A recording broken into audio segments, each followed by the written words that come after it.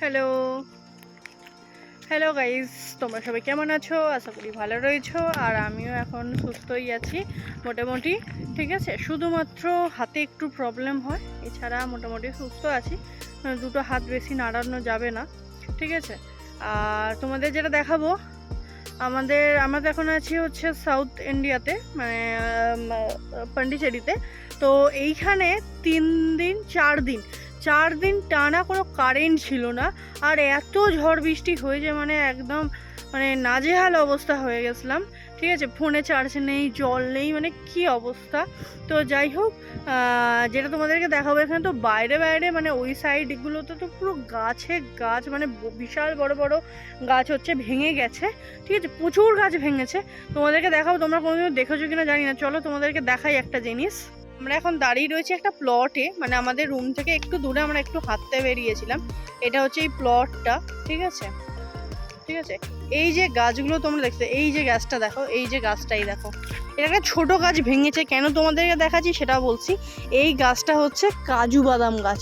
এই দেখো, এই যে সব গাছ না, এই যে গাছগুলো সব কিন্তু কাজু বাদাম গাছ। ঠিক আছে, এই যে গাছ, যত গাছ দেখছো এখানে, ওগুলো তাল গাছ তোমরা চেনো। এই যে যা গাছ আছে এই সাইডে, মানে আমাদের ওখানে কি হয় না, আম বাগান হয়, লিচু বাগান হয়, ঠিক আছে, কলা বাগান হয়। আর এইদিকে যত তোমরা গাছ দেখছো, ঠিক আছে, সব কাজু বাদাম গাছ। এই দেখো দেখো দেখো, এই দেখো কাজু বাদামের পাতা তোমাদেরকে দেখাই।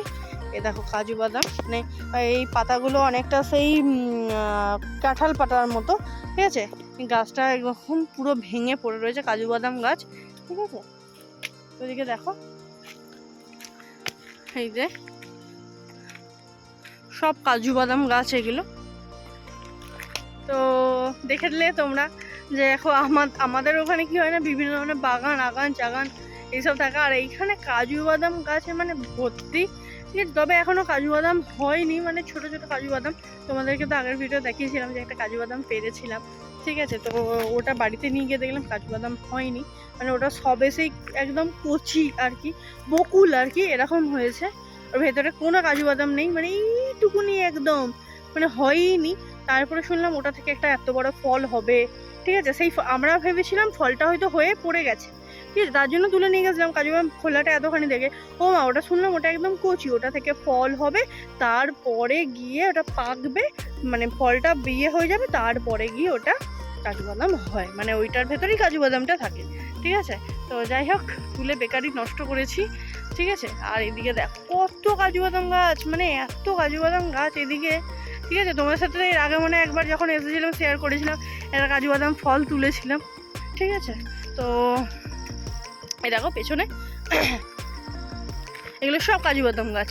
ঠিক আছে, তো চলো, এটাই ছিল তোমাদেরকে ভিডিও, এটাই তোমাদেরকে দেখানোর জন্য আর কি ভিডিওটা করলাম। তবে আর একটা জিনিস, তোমরা প্লিজ একটু সাপোর্ট করো।